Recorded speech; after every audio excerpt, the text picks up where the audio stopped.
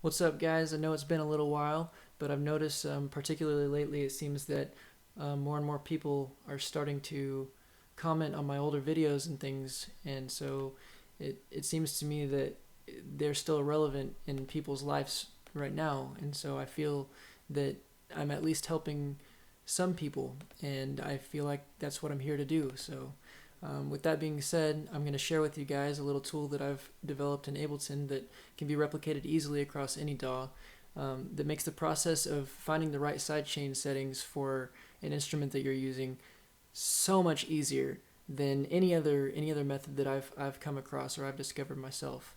And it's so simple for the effect that it has. So what I have here is just 3 gates set up into a macro, and what I'm going to do is I'm going to take the audio from the kick channel right here so that it's received on the pad channel. And so every time, if you don't know what sidechaining is, essentially what it does is it takes the signal from another channel, in this case it's the kick channel, and it sends it through to the pad channel. And every time every time these gates receive the signal from the kick, it'll duck the volume of the pad channel down for the remainder of the period that you decide, using the attack and release settings, until the kick is done playing. And then dependent upon the attack and release, that'll determine how long it takes for it to turn down and how long it takes for it to turn back up after it has turned down.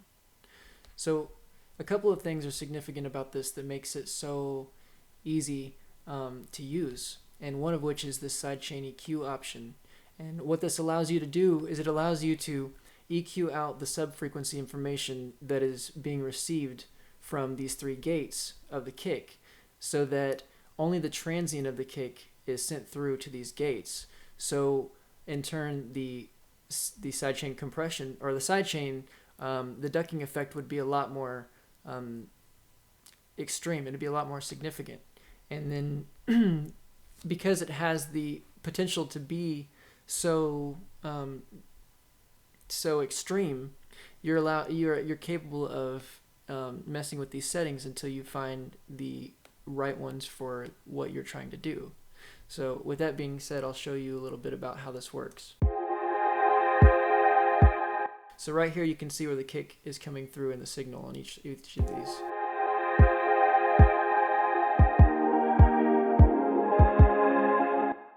Now right here is the threshold bar. As I pull this down, you'll begin to notice that it ducks the pad channel.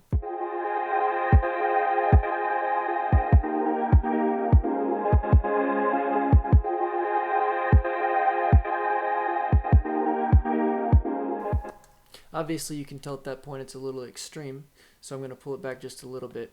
And now I'll show you how the sidechain EQ thing works. So I'm going to switch this on. It's just off and on. And I'm going to switch it on, and then I'm going to push up this high pass filter so that it high passes out all the lower frequency information of the kick, and you'll begin to notice what it does.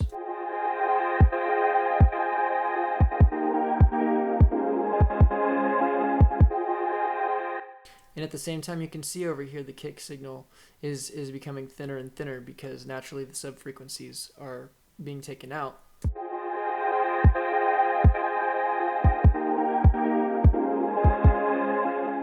The only thing about this is, consequently, if you go too far, you're going to have to pull down the threshold accordingly, because you're taking out a lot of the volume of the kick. The kick is meant for its sub-frequency information, itself, so you'll have to just pull down the threshold.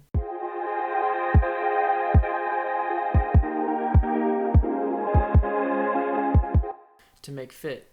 And if the kick signal ends up being too low for this threshold limit that I've set, even though this will usually be the general range in which you'll find yourself using, what you can do is you can just push up the gain. I just do it about 3 dB at max on each of these gates, so that the signal that's received from the kick is boosted by 3 decibels.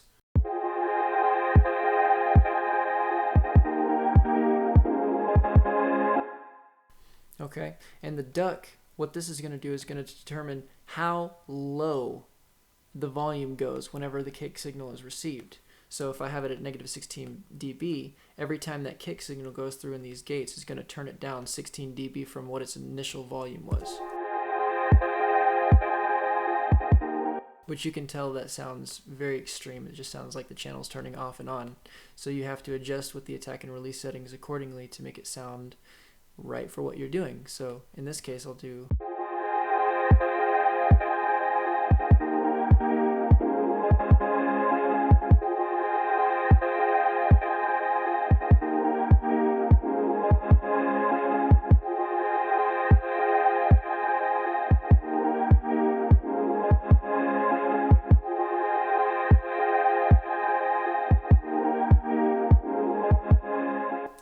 So yeah, like I said, super easy tool, super effective, and I don't want to talk too much about it because I kind of want you to let your mind wander with it and kind of mess around for yourself and kind of figure it out, because I could tell you about it all day, but only once you actually mess with it yourself will you truly understand, you know, what you can do with it, and everybody's going to have their own way of doing things. So I'm going to leave that to you guys. I'm going to leave this as a gift to you in the description box.